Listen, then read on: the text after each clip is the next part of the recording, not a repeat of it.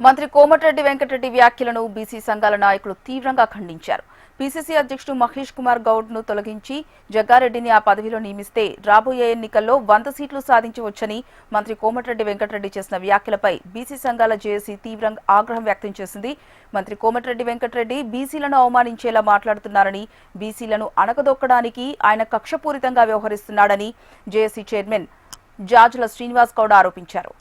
బీసీలపై అవమానకర వ్యాఖ్యలు చేసేందుకు కోమటిరెడ్డి వెంకటరెడ్డి క్షమాపణ చెప్పాలని ఆయన డిమాండ్ చేశారు.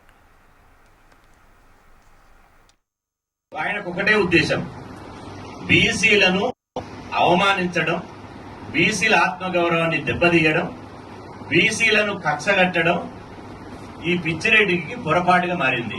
ఇవాళ కోమటిరెడ్డి వెంకరెడ్డి గారికి పరిపాటిగా మారింది. ఎందుకు అంటే ఇవాళ పిసిసి అధ్యక్షుడు మహేష్ అన్న గారు ఒక మాట చెప్పాడు, ఈ దేశమంతా రాహుల్ గాంధీ గారు పులగన జరగాలి, ఎవరి వాటా వాళ్ళకు దక్కాలంటున్నాడు. కాబట్టి వాళ్ళ జాతీయ పార్టీ నెక్స్ట్ కనుక కాంగ్రెస్ పార్టీ అధికారంలోకి వస్తే బీసీనే ముఖ్యమంత్రి అయితే ధైర్యంగా ప్రకటించాడు. పిసిసి అధ్యక్షుడిగా ఉండి ధైర్యంగా ఒక బీసీ బిడ్డ ముఖ్యమంత్రి అవుతాడని ప్రకటించినటువంటి మొనగాడు, దమ్మున్నోడు, ఒక బీసీల ఐకాన్, బీసీల లెజెండ్ బొమ్మ మహేష్ కుమార్ గౌడ్ గారు ప్రకటించారు.